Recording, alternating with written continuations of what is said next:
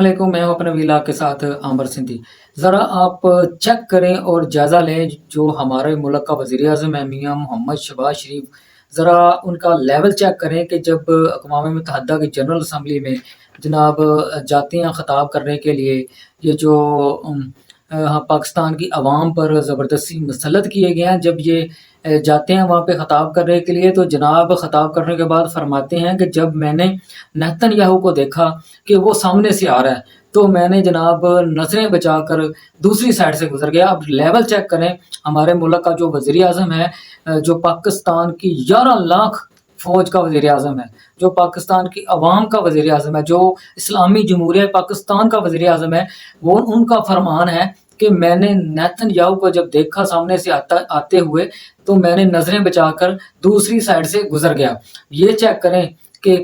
किस कदर ये लोग जो हैं, ये इन जो बैरूनी ताकतें हैं, जो इसराइल जैसी या अमेरिका जैसी, किस तरह हमारे पंजाबी में लोग कहते हैं ना कि काणा, किस तरह ये लोग काणे हैं। साफ ज़ाहिर है, ये जब इन्होंने पाकिस्तान को लूटा हुआ है, जब ये लोग उनके एजेंट हैं, ये लोग उनकी कोशिशों से पाकिस्तान पर मसल्लत हुए हैं, तो फिर साफ ज़ाहिर है इसी तरह ये लोग जो हैं वो आंखें बचाकर काणे जो हैं उनके काने हैं जनाब। ये लोग फिर इसी तरह उनसे आंखें बचाकर जनाब ये ऐसे ही फिर गुजरेंगे, क्योंकि जब इन्होंने इस मुल्क पर हुकूमत करने के बाद भागना होता है, तो साफ ज़रा इसराइल जैसे जो मुल्क हैं, जो अमेरिका जैसे मुल्क हैं, जो यूरोपीय मुल्क हैं, जो पाकिस्तान को अंदर से खोखला करना चाहते हैं, पाकिस्तान को बर्बाद करना चाहते हैं, इस तरह के जो वज़ीर-ए-आज़म हैं पाकिस्तान पर ज़बरदस्ती मुसल्लत किए जाते हैं। तो फिर इस तरह ही आंखें बचाकर ये जो लोग हैं, इस तरह के जो पाकिस्तान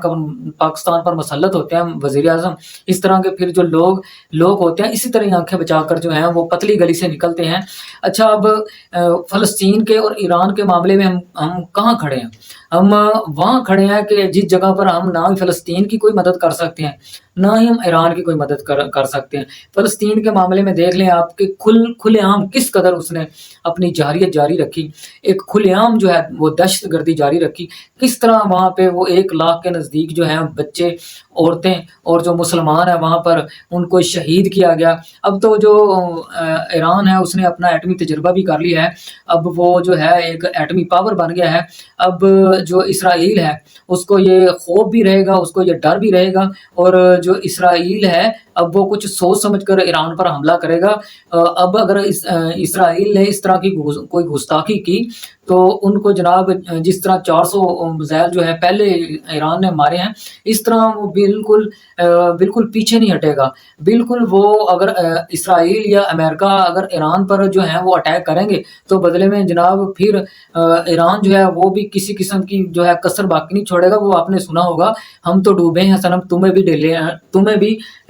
ले डूबेंगे। उसके बाद जनाब आपने ख्वाजा आसिफ के जो हैं वो इंटरव्यू तो सुने हुए हैं, जब 16 माह इन्होंने हुकूमत की है। मैं वो इंटरव्यू का ज़िक्र नहीं करना चाहता, किस तरह वो नीच किस्म का जो है वो इंटरव्यू ख्वाजा आसिफ ने दिया था। और फिर आपने इसराइल का जो सफ़ीर है उसका एक इंटरव्यू उसने दिया था।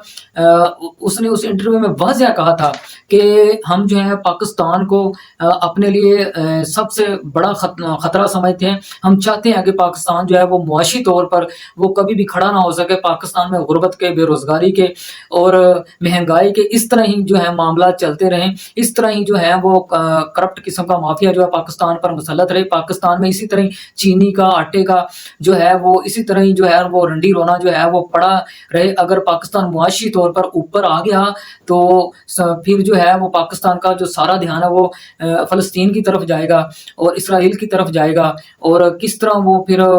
जो है इसराइल वो फिर इस तरह वो खुली दहशतगर्दी नहीं कर सकेगा। जब तक पाकिस्तान पर जो है कठपुतली वज़ीर-ए-आज़म या सियासतदान मुसल्लत रहेंगे, उस वक़्त तक जो है फ़लस्तीन का जो मामला है कभी हल नहीं हो सकता, क्योंकि जब भी इसके लिए कोशिश करनी है वो पाकिस्तान ने ही करनी है। इसी वजह से जो है इमरान खान को है इसराइल और अमेरिका के कहने पर, उनकी फंडिंग की वजह से इमरान खान को जो है वो وہ سائڈ پہ کیا ہے ان لوگوں نے، اور پھر اسرائیل کی فنڈنگ سے جو بھارت کی فنڈنگ سے اور امریکہ کی فنڈنگ سے ایک جو ہے زبردستی اس ملک کی عوام پر ایک حکومت مسلط کی گئی، جس کو پاکستان کی عوام نے بالکل مکمل طور پر ریجیکٹ کر دیا ہے، ماننے سے بالکل انکار کر دیا ہے۔ یہ تو ایک زبردستی جو ہے ملک پر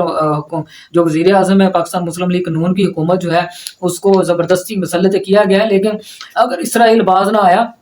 اب ایران تو پہلے ہی جو ہے وہ ایٹمی قوت بن چکا ہے، اب صاف ذرا جو ایران کے پاس ٹیکنالوجی ہے وہ جو ہے لبنان کے پاس بھی جائے گی، اور لبنان جو ہے وہ کبھی کسی صورت بھی جو ہے وہ پیچھے نہیں ہٹے گا۔ لبنان جو ہے وہ اسی طرح جو جس طرح وہ حملے کر رہا ہے اسرائیل پر، اسی طرح ہی وہ حملے کرتا رہے گا، اور وہ دن دور نہیں ہے جب انشاءاللہ اس دہشت گرد ملک سے، اسرائیل جیسے دہشت گرد ملک سے فلسطین جیسا مسئلہ حل ہوگا، اور فلسطین جو ہے ایک آزاد ریاست جو ہے وہ قائم ہوگی۔ اللہ حافظ۔